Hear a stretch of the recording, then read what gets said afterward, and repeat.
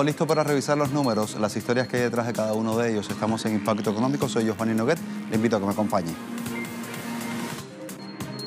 Hablamos de Honduras, miles de trabajadores del sector privado no llegan a percibir la totalidad del salario mínimo. Ampliaremos las razones en nuestras noticias de América Latina. En el tiempo de análisis en nuestra arista revisamos cómo los países nórdicos en Europa resistieron la crisis económica y también las medidas de austeridad. Y en el segmento de Economía 360 revisamos cómo los presidentes de China y Japón han estado mirando a fondo las relaciones comerciales entre ambos países asiáticos. Ahí los tienen, un apretón de mano del cual hablaremos mucho más adelante.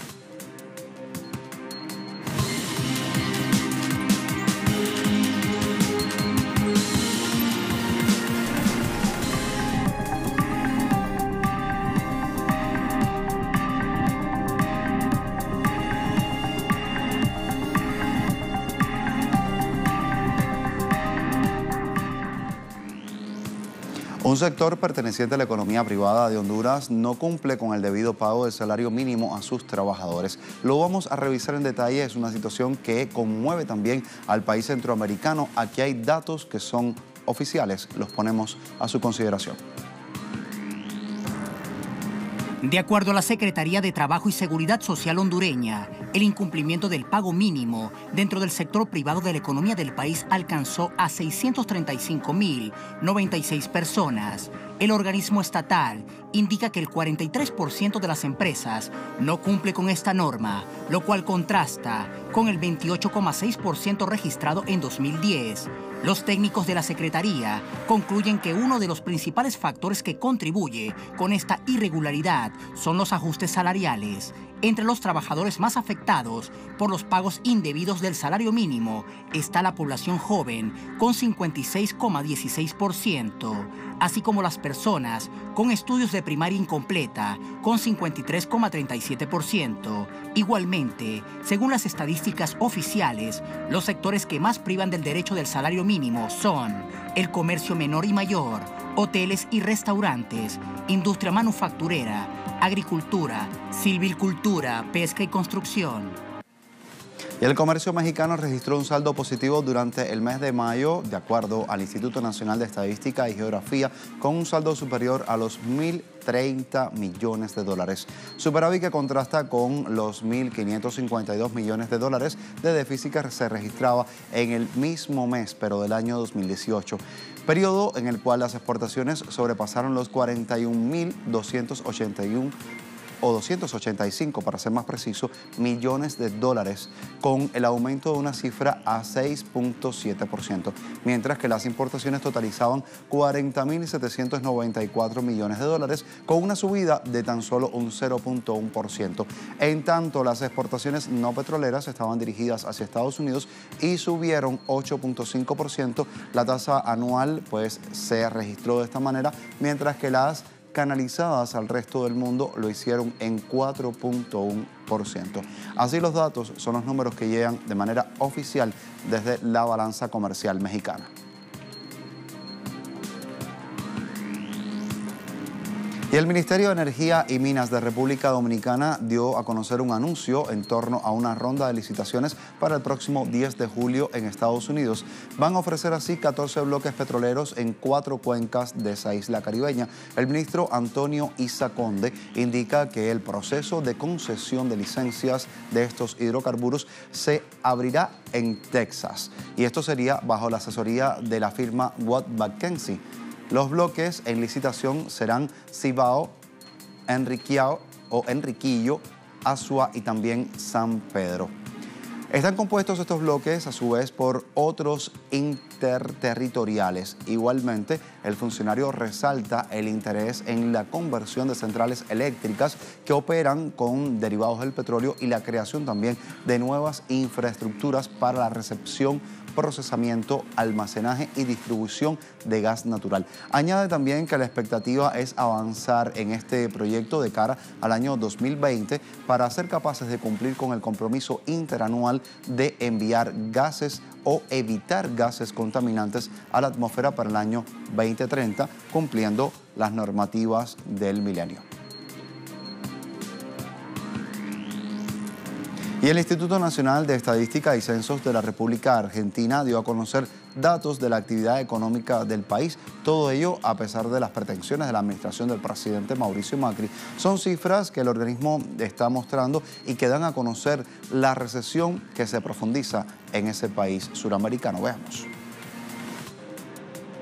El fracaso del modelo macrista queda reflejado en la caída del Producto Bruto Interno, que llegó al 5.8% en el primer trimestre del año en relación al mismo periodo del año pasado. Las causas de la crisis es que el gobierno ha decidido, frente al gran ataque financiero que tuvimos el año pasado con la devaluación, establecer un régimen monetario y económico que es un cementerio, ¿no? Subir las tasas al 70% anual hace que sea imposible producir, hace que sea imposible también consumir a crédito.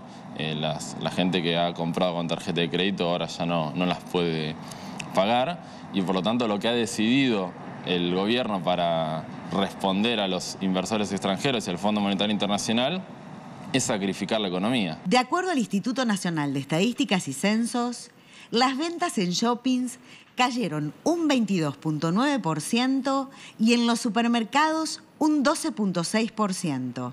En paralelo, aumentaron la deuda con las tarjetas de crédito con intereses imposibles de pagar. El gobierno quiere decir que ahora con los datos de la exportación la economía empieza a levantar y festejan que hemos mandado ojo de IFE a China, cuando en realidad la situación es que la balanza comercial simplemente se estabilizó por el derrumbe de las importaciones, que muestra un derrumbe de la producción. Ha caído casi 40% la importación de bienes de capital.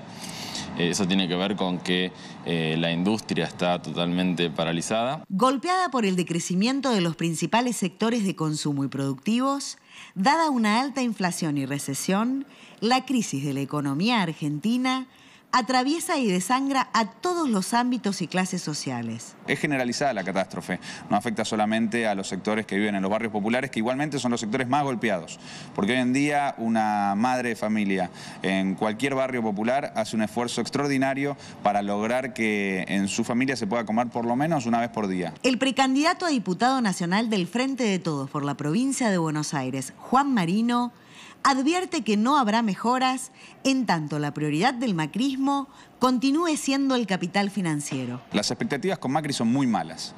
Macri ya ha anunciado que si es reelecto va a insistir con la reforma laboral y una nueva reforma previsional. Es decir, robarle nuevamente a los jubilados, elevar la edad jubilatoria, son las indicaciones del Fondo Monetario Internacional, flexibilizar las condiciones de trabajo, atacar los convenios colectivos de trabajo, atacar a los sindicatos. Es decir, que si llega a ganar Macri la situación va a ser muchísimo peor.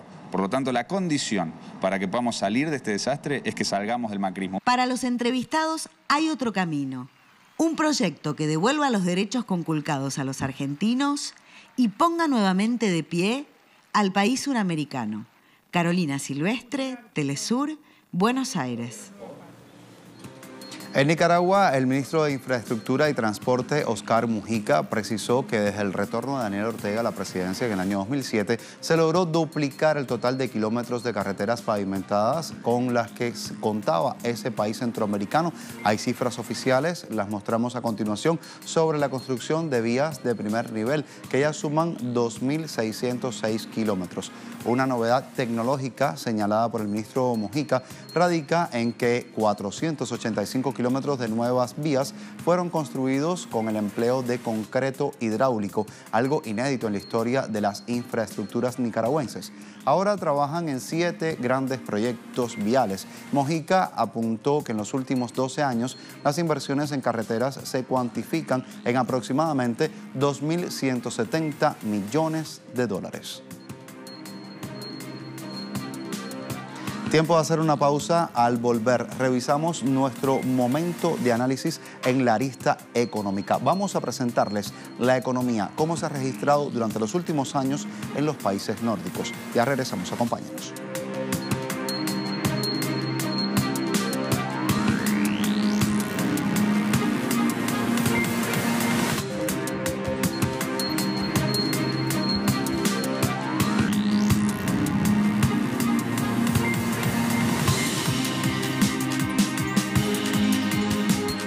Actualmente existen 5 países europeos que han resistido los embates de la crisis económica y las medidas de austeridad, tanto que impactan los derechos sociales de la ciudadanía. Se trata de los países nórdicos. Vamos a ver qué es lo que realmente sucede en estos países, cuáles son las decisiones gubernamentales en torno a la economía y cómo se diferencian del resto de los países desarrollados.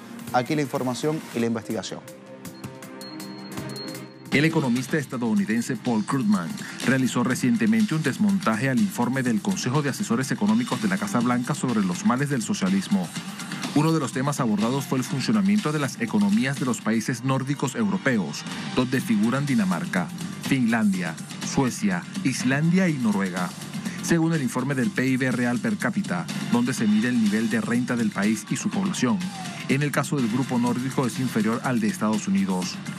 Para Krugman, no resulta correcto realizar una valoración negativa de las economías nórdicas, aludiendo a esta información, ya que existe menos población en pobreza en el grupo de los 5 países europeos y la probabilidad de caer en el escalafón de menor renta es baja, en contraste con Estados Unidos.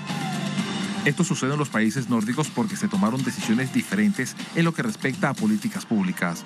Una de ellas consiste en tener impuestos altos, que financian beneficios sociales mucho más generosos que los que hay en Estados Unidos. También tienen políticas sobre salarios, horas de trabajo, entre otras que inclinan el equilibrio hacia los trabajadores en varias dimensiones. Krugman critica el informe de los asesores de la Casa Blanca porque excluye los beneficios en especie como la atención médica y la educación, que sí tienen los países nórdicos, pero que contrastan con Estados Unidos, donde la carencia sanitaria afecta a la clase media. Según el economista estadounidense, la educación nórdica también carece de la evidente desigualdad en calidad del sistema estadounidense y dice que el 50% de la población nórdica ya está materialmente mejor que su homóloga estadounidense y del resto de los países europeos. Pero el economista estadounidense Paul Krugman no es el único que nota las diferencias que existen entre las economías de los países nórdicos y los países desarrollados. Para la Organización para la Cooperación y el Desarrollo Económico, OCDE, se suma otro punto en favor del éxito que están dando por parte de estos grupos de países nórdicos que ya suman 5 estados. Informe emitido por la OCDE en mayo de 2018, la aceleración económica nórdica ha estado influenciada por la alta participación del género femenino en el mercado laboral. La OCDE señala que el crecimiento del empleo femenino conforma entre el 0,25 y el 0,40% del crecimiento anual del Producto Interno Bruto per cápita, esto durante el último medio siglo. La tesis es que la igualdad entre géneros y las políticas de conciliación han mejorado la situación de la mujer y de la sociedad en su conjunto. De hecho, si los países del norte de Europa no hubiesen realizado un esfuerzo consciente para integrar a la mujer en el mercado laboral, su PIB se encontraría en niveles de finales de la década de 1990. Por ejemplo, Noruega retrocedería desde los 66.600 euros de PIB per cápita del pasado 2017 a los 26.700 euros de 1995. Igualmente, los expertos en políticas sociales, Stein Kundle y Sven Hart, aseguran que las naciones nórdicas pasaron rápidamente de una era de sociedades semifeudales y estados absolutistas a sociedades contemporáneas con regímenes democráticos, economías prósperas y a un estado del bienestar para todos. Los especialistas agregan que el grupo nórdico apostó a la universalidad de todos los beneficios para los ciudadanos, desde la educación hasta la sanidad, y fueron menos tolerantes ante la desigualdad social y la pobreza frente a otros países desarrollados. Y justamente la reducción de la desigualdad social es otro punto que juega a favor de las economías nórdicas. Así lo reconoce el Premio Nobel de Economía del año 2001, Joseph Stiglitz, también el sociólogo de la Universidad Complutense de Madrid, Álvaro Espina. Veamos. Durante una conferencia llamada Capitalismo, Desigualdad y Globalización, en el mes de mayo de 2018, el economista estadounidense Joseph Stiglitz recalcó que los países nórdicos son los que menores tasas de desigualdad presentan en comparación con los países desarrollados, como Estados Unidos, donde la desigualdad es una opción política más que una consecuencia económica. El Nobel en Economía aseguró que las consecuencias políticas de la desigualdad son muy claras en Estados Unidos y se hacen evidentes con el aumento de la mortalidad en la población, que recurre a medidas de desesperación como el suicidio, el consumo de sustancias ilícitas y enfermedades sociales como la obesidad. Stiglitz afirma que para revertir esta tendencia se debe invertir más en sanidad y educación, políticas sociales que sí cumplen en las economías nórdicas. Mientras tanto, el sociólogo Álvaro Espina afirma que en los países nórdicos existe una interpretación acertada sobre los efectos de la Gran Depresión económica. Por esto, asumieron compromisos duraderos como una apertura comercial, con la calidad y competitividad de las empresas, apoyadas por una autorregulación del mercado de trabajo. Aseguraron inversiones masivas en recursos humanos para el sector público y el pleno empleo de la población. Garantizaron un elevado nivel de cobertura contra los riesgos del mercado y para hacerlo realidad, los trabajadores deben mostrarse dispuestos a cambiar de trabajo y a capacitarse continuamente. El sociólogo también reconoce el éxito de la cobertura social en los planes gubernamentales de los países nórdicos. Espina pone como ejemplo a Dinamarca, donde un desempleado recibe por 2 años el 90% de su salario anterior. El sociólogo asegura que esta política se complementa con una elevada dotación de servicios personales a los hogares. Esto convirtió a Noruega en el país con la menor tasa de desempleo de la zona euro, con un 3,20%. Otra de las claves del modelo de bienestar nórdico es la prestación de servicios públicos gratuitos, pero de calidad, como en realidad no son verdaderamente gratuitos en ningún lugar, ya que los usuarios pagan por ellos vía impuestos. Los nórdicos saben que la única manera de que los contribuyentes acepten pagar tasas elevadas es brindando un buen servicio. En este sentido, Noruega es el segundo país del mundo y el primero de los países nórdicos que más dinero invierte en salud en relación a su población, destinando unos $8.987 per cápita por habitante, según datos emitidos por el Banco Mundial en 2011. Y con esta radiografía de los países nórdicos queda demostrado que las políticas de alta redistribución y de estado de bienestar, además de ser justas, son eficientes y dan alta estabilidad macroeconómica, a diferencia de las medidas de austeridad, donde se aumenta la desigualdad social. Punto final a nuestra arista de análisis económico por el día de hoy. Le propongo entonces que hagamos una pausa. Se queda con nosotros en Impacto Económico. Al volver revisamos esa unidad que están generando tanto Japón como China, una visión común en torno a la economía asiática. De ello hablamos al volver. Acompáñanos.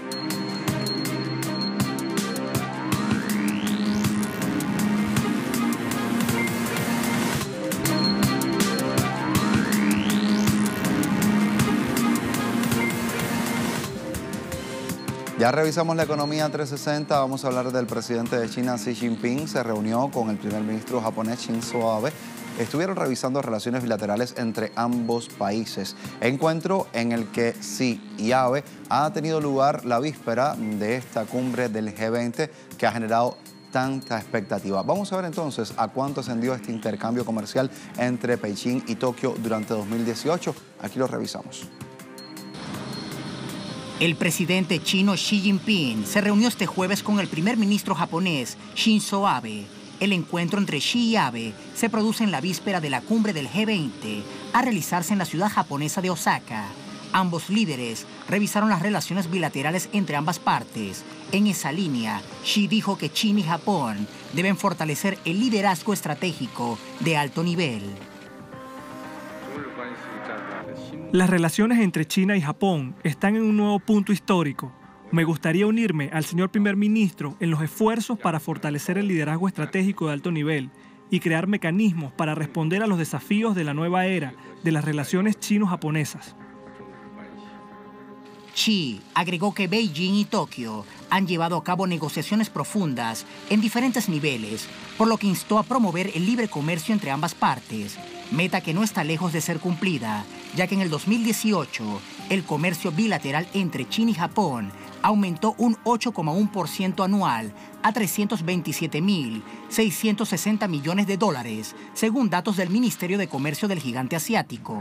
La estadía del mandatario chino en Osaka, Japón, no se limita a la reunión con Abe, pues Xi tiene previsto expresar en la cumbre del G20 qué piensa y cómo se posiciona China respecto a la economía mundial y la gobernanza económica global. Asimismo, al margen del evento, Xi se reunirá con líderes del grupo de mercados emergentes BRICS, que también incluye a Brasil, Rusia, India y Sudáfrica. Además, sostendrá encuentros bilaterales con líderes de Rusia, la India y entre otros.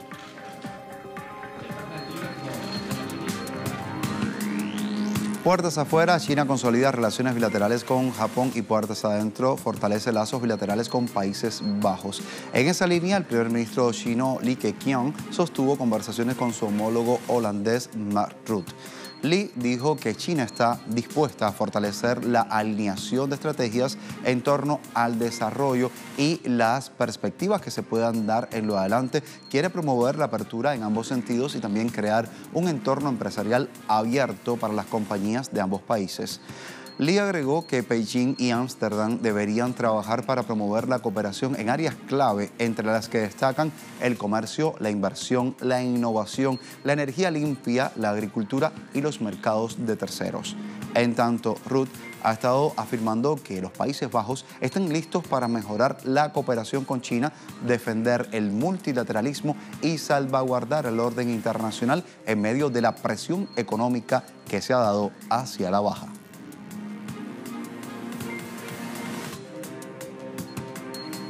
Y la Asociación Europea de Fabricantes de Automóviles, ACEA, revisó a la baja su pronóstico de ventas de autos para este presente año 2019 dentro del territorio de la Unión Europea. Estiman que durante este año habrá un descenso del 1% en relación con el año precedente, si así se le compara. El pronóstico inicial de esta entidad, que fue publicado a principios del presente año, fue de un crecimiento de hasta un 1% en comparación con 2018.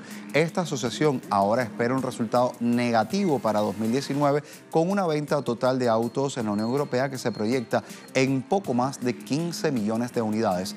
La baja estimación se debe precisamente a una incertidumbre que se ha dado en la salida del Reino Unido del territorio de la Unión Europea. Se le conoce a ese divorcio como Brexit, lo hemos presentado varias veces, y también incide en esta decisión las cambiantes condiciones macroeconómicas que representa una estabilización natural del mercado, según señala el secretario general de la entidad, Eric Jonard.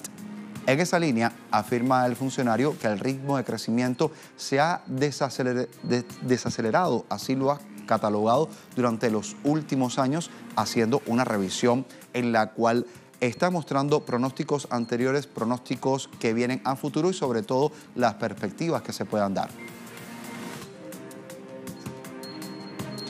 Vamos ahora a España. Más del 20% de los pobladores se encuentran en riesgo de pobreza, así como lo escucha. Revisamos datos dados a conocer por una encuesta de condiciones de vida del año anterior. Fue elaborada por el Instituto Nacional de Estadística, el INE, y revela que la tasa de pobreza solo se ha reducido 1/10 en 2018 respecto a 2017, hasta el 21.5%. Resultado que devela que 1 de cada 5 españoles vive en riesgo de pobreza o exclusión social con unos ingresos inferiores a 8.871 euros cada año, situación que afecta al 26.2% de los menores de 16 años. Situación que hace que el 34.2% de los hogares españoles no puedan permitirse ir de vacaciones ni una semana en cada año, pues así se está dando a conocer. Igualmente, hay que sumar otros datos. 36% de los ciudadanos españoles no tiene capacidad para afrontar gastos imprevistos y 7.3% se han podido retrasar en sus pagos, que son pagos elementales y tan básicos como la hipoteca, el alquiler, el gas, la electricidad o sencillamente el pago de la comunidad.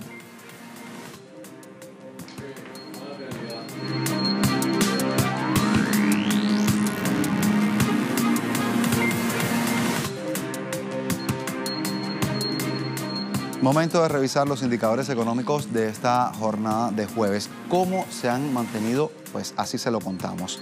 Barril del Brent. A esta hora lo tenemos. Primero el WTI. Aquí lo traemos.